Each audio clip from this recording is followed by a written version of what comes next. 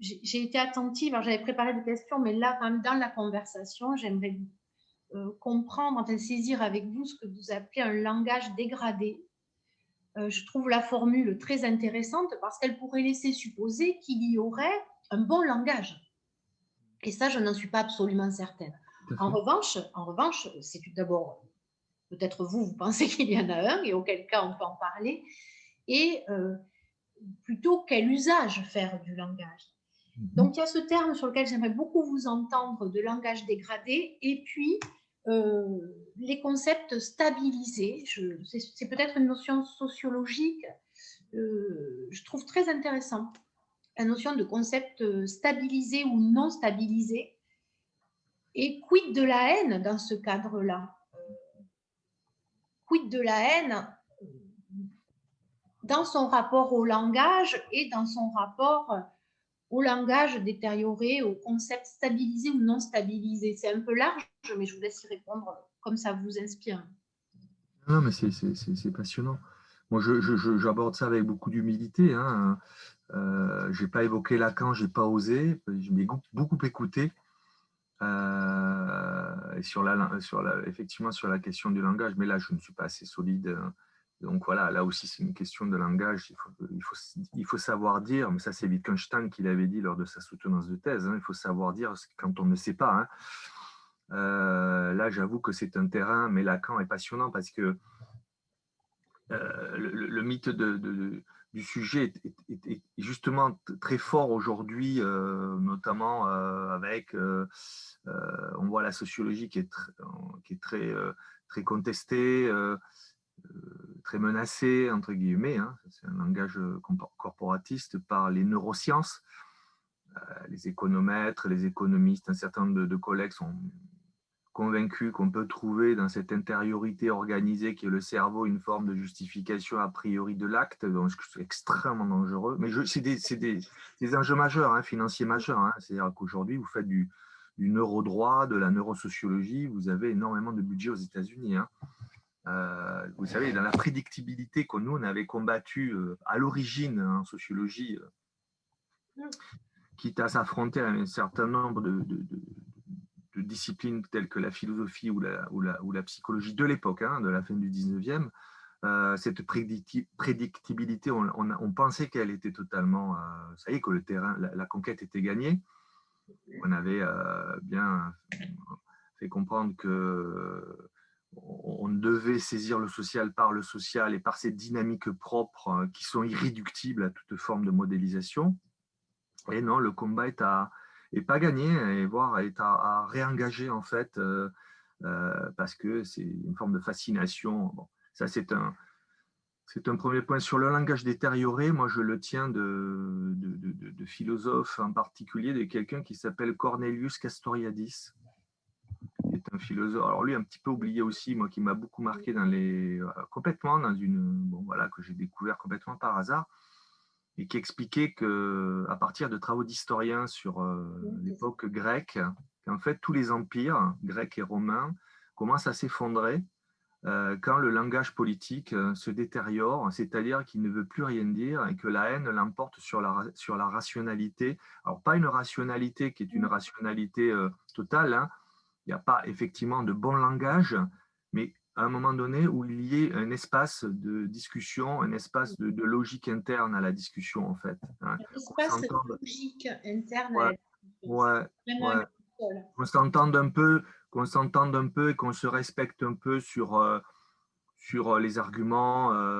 Alors qu'aujourd'hui, il est évident que la haine, hein, au sens de vouloir faire mal à l'autre, hein, de vouloir l'humilier, de vouloir presque le détruire, hein, pour une certaine forme d'attaque, l'emporte sur le fond, et l'emporte à tel point qu'il n'y a même pas d'espace possible, parce que par définition, c'est pas ça qu'on cherche en fait. Hein. Bon, dans la télé-réalité, sur les réseaux sociaux, bon, il y a une forme de, de, de retour du refoulé, c'est-à-dire, c'est ce que disait Norbert Elias, qui est un sociologue qui a beaucoup travaillé avec les psychanalystes, puisque Norbert Elias était un grand ami de Freud. Norbert Elias, c'est le processus de civilisation qui explique que, en fait, nous, on tient à peu près quand on arrive à refouler un peu des pulsions, quoi. Qu'on ne met pas sur la… Bon, verbalement, on fait gaffe quoi, à ce qu'on raconte parce qu'on sait que ça va. Mais ça, c'est une grande tradition en sociologie, très inspirée par la psychanalyse et la psychologie. À mon sens, c'est la voie qu'il faut emprunter. Goffman, qui est un grand sociologue américain, l'a aussi étudié dans les interactions physiques et en corps à corps et en verbal. C'est-à-dire que, en fait, l'individu est presque une identité sacrée, quoi, en fait. Et quand vous commencez à lui mettre à la face des questions de religion, de race, de stigmatisation professionnelle, comme c'est le cas pour nous aujourd'hui, espèce d'islamo, espèce de… Il n'y a plus de discussion possible. Donc la détérioration, moi, ce n'est pas un sens moral, il n'y a pas de bon langage, puisqu'on est dans des phénomènes d'instabilité par définition, mais on arrive à trouver sur la violence politique, c'est à peu près ce que ça veut dire, parce qu'on a le temps long, on a des données, on sait le mesurer, voilà, on sait à peu près…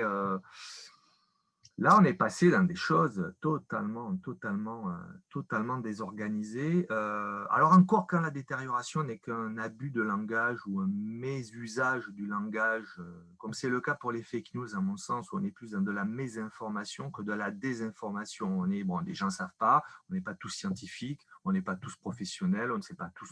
Mais on n'a pas de mauvaises intentions. On fait pas assez attention, en fait. Bon.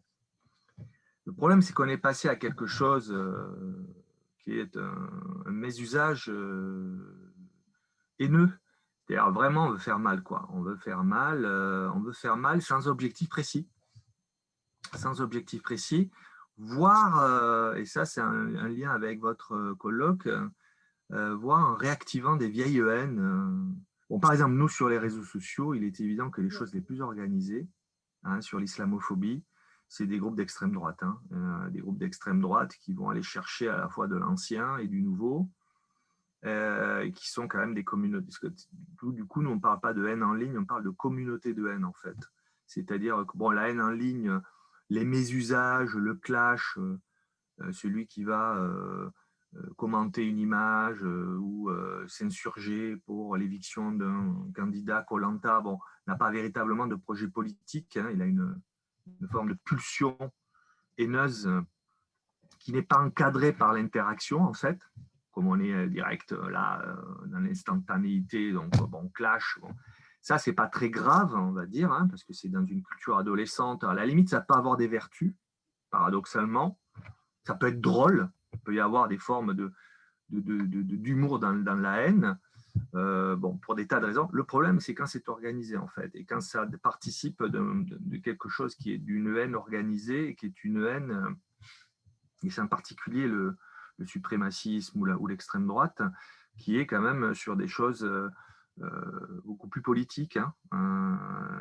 Et là, la détérioration du langage, par exemple, l'islamo-gauchisme a une vraie traçabilité que nous, on a repérée, qui est un terme qui est fomenté par des petites communautés totalement clandestines et hyper marginales. Et le problème, c'est que ce langage de haine devient un référentiel dans le langage commun, en fait. Ça, c'est complètement fou, quoi. Qu'on en arrive à une ministre qui devient presque… qui se sent obligée de commenter quelque chose qui est totalement absurde par définition. C'est ça qui est beaucoup plus dangereux, en fait.